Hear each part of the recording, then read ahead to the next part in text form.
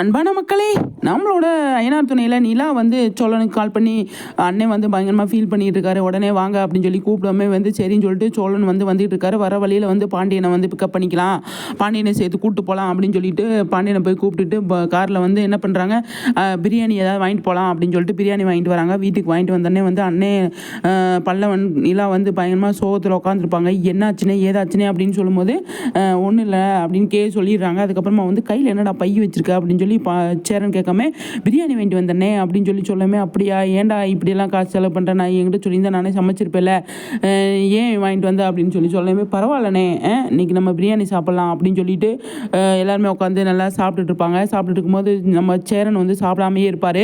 ஏனே சாப்பிடாம இருக்க, சாப்பிட்னே அப்படின்னு சொல்லாமே, நீங்கள் சாப்பிடுங்கடா அப்படின்னு சொல்லாமே அதுக்கப்புறமா வந்து என்ன பண்ணலாம் ஏது பண்ணலாம் அப்படின்னு சொல்லிட்டு யோசனை பண்ணிட்டு இருப்பாங்க.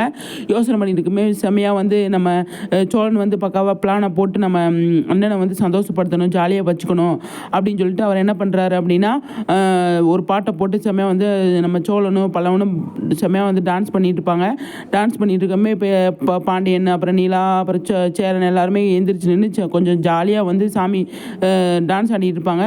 அப்போ வந்து நம்ம சேரனோட அப்பா இவர் இருக்கார் இல்லையா நடேசன், அவர் வந்து என்ன பண்ணுவார், ஏன்டா இப்படி ஆடி இருக்கீங்க, இந்த மாதிரி ஆடுங்கடா அப்படின்னு சொல்லிட்டு எல்லாருமே வந்து சூப்பராக வந்து ஃபன் பண்ணிட்டு இருப்பாங்க.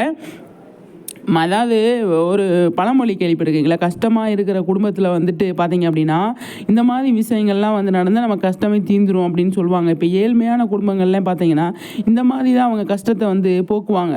மன கஷ்டத்தெல்லாம் வந்து பணம் இல்லை அப்படிங்கிற கஷ்டத்தெலாம் வந்து இந்த மாதிரி ஜாலியான மொமெண்ட்டில் தான் வந்து அவங்க வந்து கழிப்பாங்க. நானும் நிறைய இடத்துல பார்த்துருக்கேன். அது மாதிரி வந்து இந்த சீரியலை வந்து எனக்கு இது ரொம்ப பிடிச்சிருந்ததுங்க.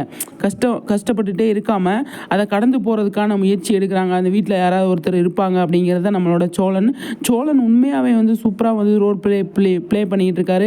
சோழன் தான் இந்த